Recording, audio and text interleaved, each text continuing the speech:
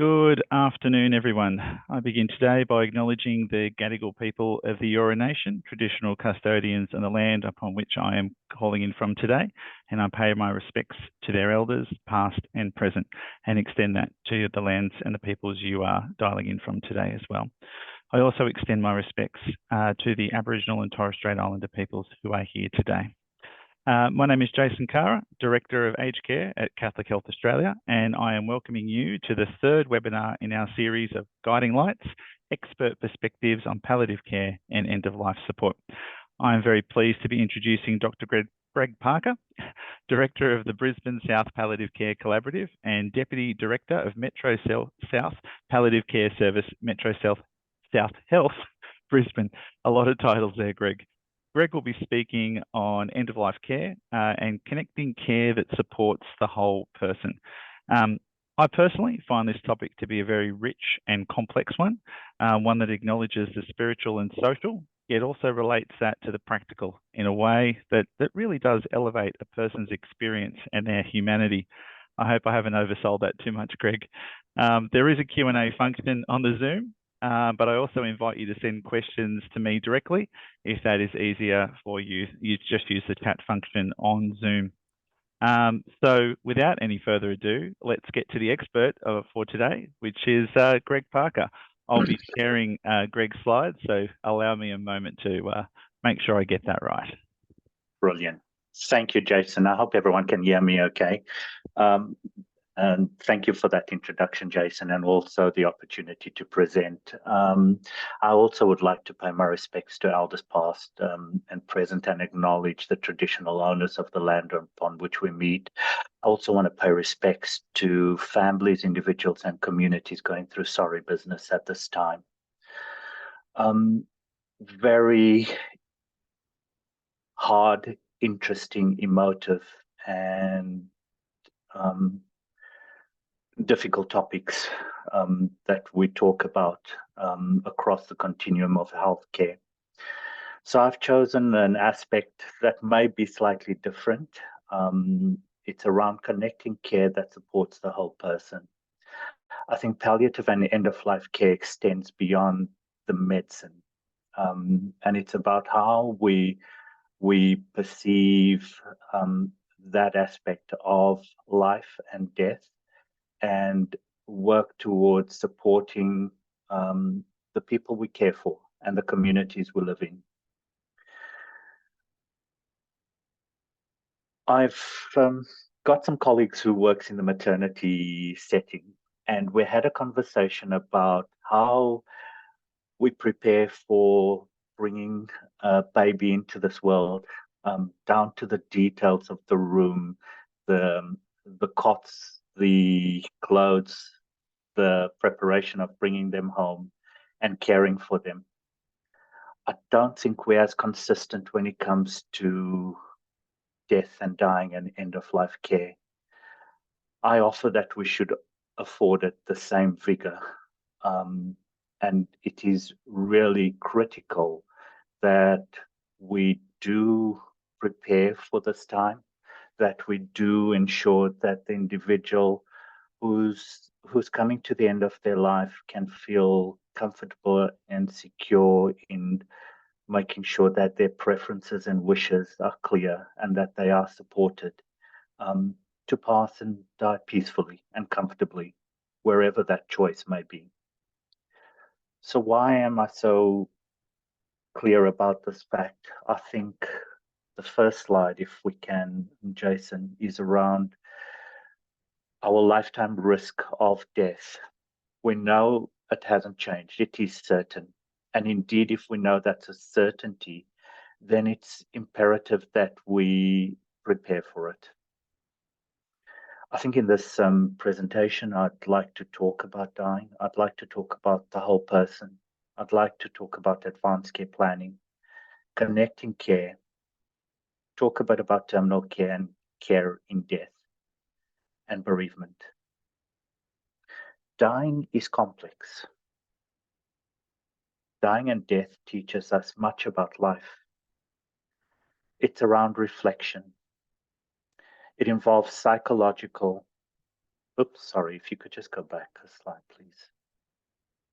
Thank you. Just back to dying is complex slide. Thank you. It involves psychological, cultural, existential, spiritual, social, and of course, medical elements. I think we know that individuals, people, communities, nations hold deeply personal views about end of life, and for reasons that's important to them. End of life care itself can be complex, and I think it's important to be proactive, to have an interdisciplinary approach, and always be person-centered. I think we've seen in the realms of end-of-life care, we're getting nuclear families, we've got an aging population, care provision is hard. Some people don't have the luxury of extended families. Sometimes it is a postcode lottery of where you live and where you're cared for. So I think it really makes this complex. Next slide, please. Whole person care. I think when we consider palliative and end-of-life care, it's about thinking about the whole person, their well-being, the connections, and the care that's provided, and how that can look practically, where that can happen, and their surroundings. Thank you. If you could click on, thank you. I frame whole person care, and certainly there's more elements to it, but it's about the physical well-being, connections, and care. It includes mental and emotional well-being, connections, and care. But importantly, it also includes spiritual and social care and well-being. I highlight the two, spiritual and social, because sometimes it drops off our radar. We're so involved in the physical care and indeed mental care and other busyness that we forget to sit and actually ask about spirituality, about social connections, about social well-being and care. Indeed, in our palliative care and palliative medicine curriculum, we have a context of spiritual care built into that curriculum. So for us, this is important. Next slide, please. So how do we know what an individual wants? How do we know about the whole person? How do we know what care provisions to provide? How do we know who the individual is? Harvey Chokanoff talks about the concept of sitting with an individual, sitting with family and their loved ones, and asking the question, in order for me to provide the best care possible for you and for our team to help and our community to help, what do we need to know about you? If a person is unable to express that or their voice is not heard, then how do we provide person-centered care? I believe that advanced care planning is the cornerstone to proactive end-of-life care. Indeed, advanced care planning is greater than end-of-life care, but it is so critical in this sense. It provides an opportunity for people to discuss, plan, document their wishes if they so choose, about the care they want to receive in the future, keeping in mind that while the individual has capacity and is able to communicate that, it's about talking with them. It's about having that conversation. If we don't know what the person wants at the end of life, then we cannot practice person-centered care. Next slide, please. So there are a range of guides and conversation starters, and I give you an example here. If you certainly go onto the ELDAC website, the model of care, there's resources available. Advanced Care Planning Australia has a range of resources, and within your states as well, you'll have a range of resources to help start the conversation. What we do know is that individuals going through serious illness and approaching end of life are really keen to have their voices heard and to be able to talk about what matters most to them. So this is a document, statement of choices that's Queensland-based. And I think importantly, I just want to spend a bit of time on this. It's really about those personal values and considerations. Yes, there is a component around medical care, but this is just as important and really focuses on who the individual is, what matters to them, what do they enjoy, what are their values. Indeed, it talks about medical conditions, so there's an understanding of what they understand about their illness. What's important to the individual? What would make them comfortable? Where would they like to be cared for? What's important in terms of their traditions, their culture, and also their spiritual support? And it's important to tease those questions out and go there with the conversation. I think sometimes we shy away from it and we go to our comfort zones, but this is really critical and important. Where would they prefer to be cared for? We know that the majority of the community wants to be cared for in their home. There are obviously practicalities around that, but I think it's important to ask that question and work through what is and isn't achievable. I think care doesn't only go to the point of death, but it's after death as well. What's important for them? How do we care for them after they've died? Their spiritual, religious, and cultural practices, their funeral plans. Where do you want to be buried? Who do you want around you? What's important for you? It matters. Thank you. If you could just go to the next slide, please. There are different frameworks and conversation starters. This is a framework for end-of-life care and palliative care specific to the last 12 months of life, but it can be used in various areas. This is within RACGP Silver Book that looks at how to engage and start conversations and also to be able to work through critical points in a person's disease and illness trajectory. So it's about if you've got a relationship with the patient and you know them well, GPs, primary care providers, specialists, how do I start the conversation? Bring this framework with, work out what's important and what the individual wants to know and would like to know. There may be occasions where they don't want to know everything, and you need to get that sense. You'll know the person. Ask the conversation, ask the question, what's important to you? Think about advanced care planning. And then throughout their trajectory, keep revisiting it. I think the important thing to recognize is that advanced care planning goals of care are iterative processes. And sometimes it's hard to go to that point about terminal care needs and bereavement. But I think it's important to know what matters and how we can practically set you up together with family around best care possible. And how do we support you? Not only during the time when you're alive at death, but also, in bereavement. So just one example of that. If you want to go to the next slide, please. I just want to refresh you around ELDAC's model of care. I think this is a brilliant model, and I think there's also a range of resources that's available to you.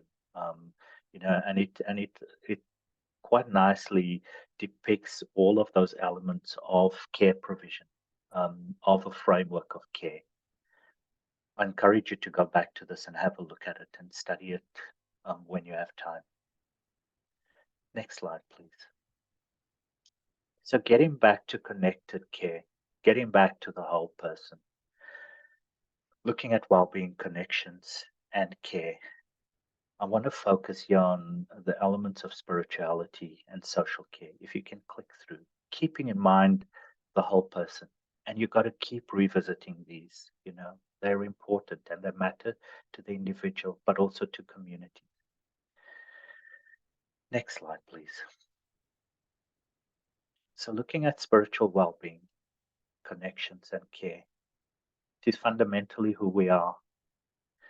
I think it's the aspect of humanity that refers to the way individuals seek, express meaning, purpose, their experience, their connectedness to the moment, to self, to others, to nature, to significant and sacred parts of their life.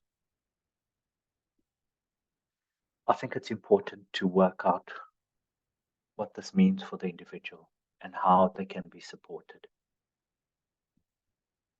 Next slide, please. Community. I think we forget about community sometimes, about those around us, the care that can be provided, the compassion, the support. We're social beings by definition. I think we saw during COVID the difficulties that arose with isolation, not being able to be connected, not being able to see, have family, be present. Community connectedness really was evident during that time. I come from South Africa. There's a philosophical term used, Ubuntu. It's a mix of Zulu and Xhosa, and essentially it refers to humanism. I am inhuman because you are human. We are connected. We are community, and we care for each other. We support each other. It's about how we can support each other during the most vulnerable and traumatic times in our life. I think death and dying is quite visceral. It's emotional. It's messy. It's sad. It's hard. But I think having community, having support, eases that pain and suffering to a degree. It's our social connections. It's who we are that makes a difference. Next slide, please. So a focus on terminal care and care in death. I think it's about the practicalities. It's the most vulnerable time of our life. We are dependent, totally dependent. It's also the most raw part of our lives. How we cared for, the practicalities of where we cared for, the day-to-day support that's required, who comes in to help, whether it is family, nursing support, care provision, carers, spiritual support, community. I think it all comes to a apex point that really matters. I think sometimes we forget about how important that point in life and in death is. I want you just to be able to reflect on this. I think sometimes we look at individuals who are at that point of death and it's too hard. Some people want to shut it off. They don't want to engage. Community says, well, this is not nice. This is awful. But I think we should remember that we remain human, and no matter how visceral and how messy that time is, how we may look, physically appear, I think this quote rings true. And I think it's about supporting the individual, supporting families, ensuring that we're in a peaceful place and we die peacefully and comfortably, and that we cared for after death. But I think what's also important is to understand what the individual wanted through life and to revisit that and ensure that we can afford them that care that they require. Next slide, please. I want to touch on hope, because sometimes people feel that hope is taken when you talk about death and dying, that it removes any sense of positivity. I recognize that it's not easy and that it's difficult for those caring and for those being cared for, and the families and communities involved in that person's life stage. But I think let's reframe how we look at it. Gum Snyder talks about reframing hope. It's not static. It's adaptable. I may hope to go to university, to have a career, to have a family, to grow old gracefully. As illness may affect me, my hope's reframed. I want good quality of life. I want treatments that will prolong my life. As disease progresses, I want to be comfortable. I want to be able to enjoy family time, be able to be in a place where I can sit and watch the world go by. I want a peaceful and comfortable death. I want to be surrounded by my family. I want to be buried next to my loved one. I think we need to reframe it in the sense that there is always something that can be done, even in the darkest time. Hope can be directed towards doing something, and during that reframing, very successfully. Next slide, please. Bereavement. Bereavement is as important. And I think we should recognize that it is a natural part of life and of dying. It's about supporting individuals. It's about supporting families, not only after death, but before and during. Again, it's continuous. Ira Bayo, in his book, The 4 Things That Matters Most, talks about the following, and I think it's worthwhile reading and pondering. If you could go through them, please. He talks about forgiveness. I forgive you. Next one. If you could click again, thank you. Forgive me. Talk about love for each other and the ability to say thank you. I think they're important elements, and it's worthwhile considering, not only from a care provider perspective, but also for us when we do reach that point where we're going through a serious illness and death.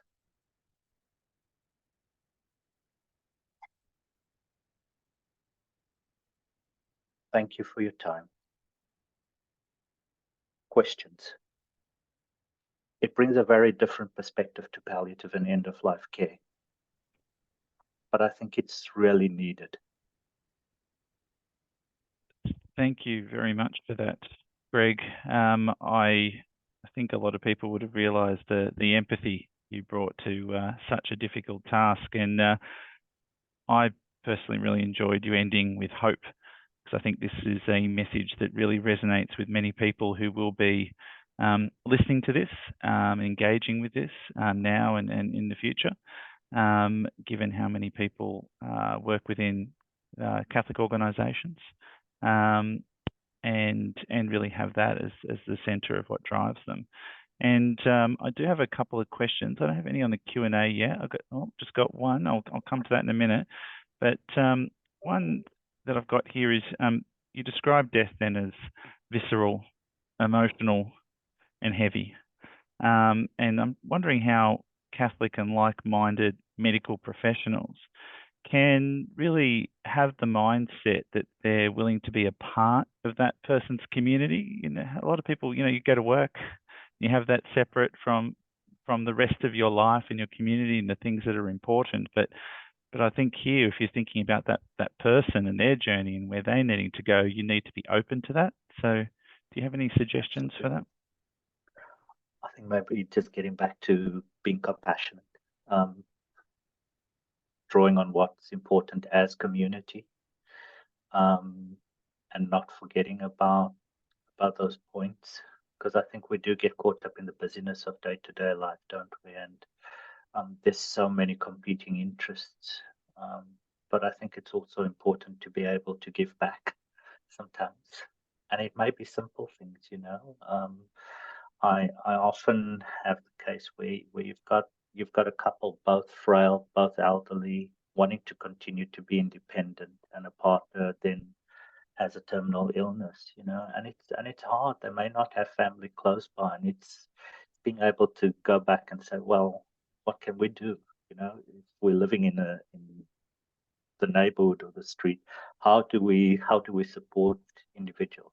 You know, we don't want to impose, but I think it's being able to extend that hand and of help.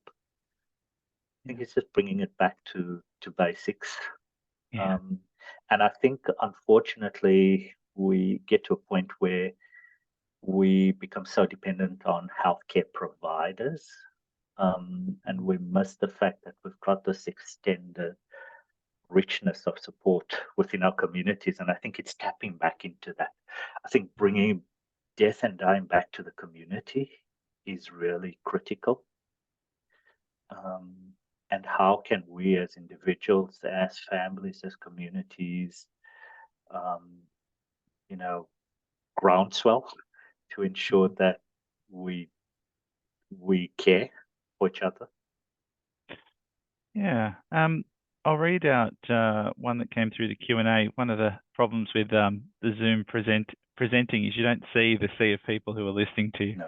You're often talking to a screen. It's quite a challenge, but there is some feedback that's coming through, and one of the ones that was identified was from Kathy Falzon, who did write that it was beautifully presented and with such empathy and heart. So that's some audience feedback for you, Greg. Thank you. Thank you. Now, it was interesting that you were talking a lot about family. And I think that is an area that people often find themselves in a bit of conflict with, because often the wishes of the family, either expressed in the room or expressed to people who are working there outside of the room, can be a little bit different to that of the person who's actually experiencing approaching death at that moment, and that does create a conflict. It's a bit of a push and pull, and there's probably a little bit about the capacity of the family to actually deliver as well. Yep. And I'm just wondering whether you had a few suggestions on how you can try to bring the family and the person together, and that can be a little bit more of a shared journey rather than feeling like you're having to play one side or the other, or step in and be a judge there. Absolutely, and I think those mismatched expectations can flare. You know, it's probably one of the most emotive points in an individual's life and family's life as well. And I think sometimes we're caught in the middle or in the firing line of those emotions. I think it brings it back to that whole context of advanced care planning and having the conversation, and bringing family together so everyone's on the page early in the piece. And if there needs to be conversations, which are hard conversations about what's important, bringing it back to the individual. Many times it's fear. Many times it's a fear of the unknown. Many times it's individuals going through their own grief, their own distress. And I think they may be in different points in that journey. You know, it's how we can support them to, I guess, come to a point where they are able to reconcile things, to recognize what's important. And I think having the ability to capture those, going back to those conversation points or those documents, if people do complete them, it's this is what Joe loves, this is what um, Mary finds important. Let's take it back to that. How can we frame that? There's no doubt it is hard, and we may not be able to reconcile things, and that's okay. You know, I think as long as we recognize that this is really a difficult time in families and individuals' life, and sometimes it may be that we need to draw on other members of the community. I know we have in some areas, you know, we've had religious leaders come and talk, we've had elders inputting. It's who the individual trusts, who's important for them, you know.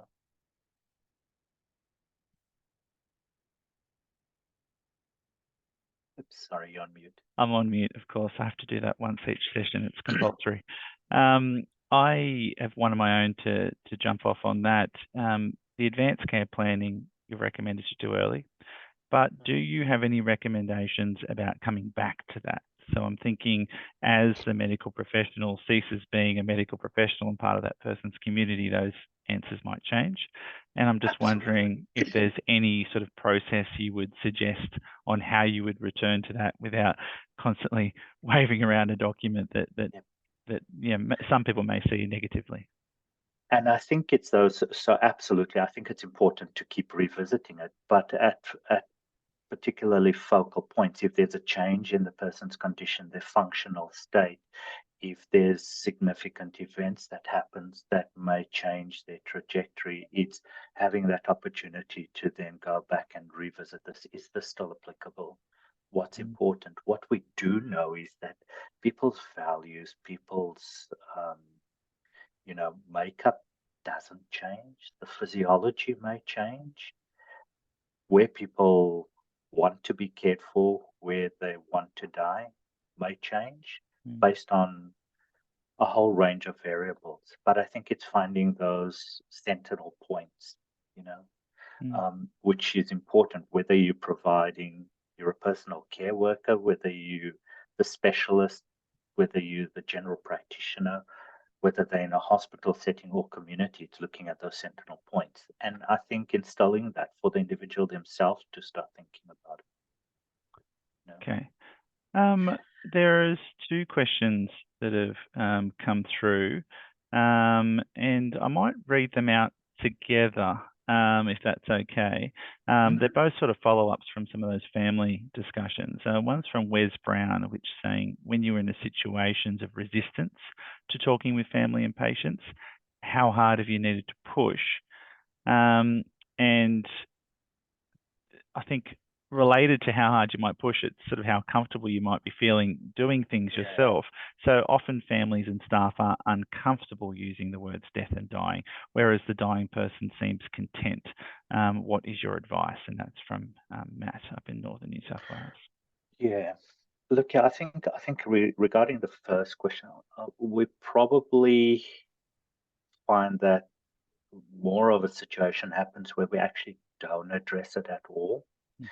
I think once you're able to understand where the individual is coming from, where family is coming from, and recognize and acknowledge their distress, it almost moves you to the next point where you can start having more of a conversation with them, especially in terms of, you know, their loved one. And I think while the person has capacity, it's recognizing that and always including the individual in those conversations, which is really important.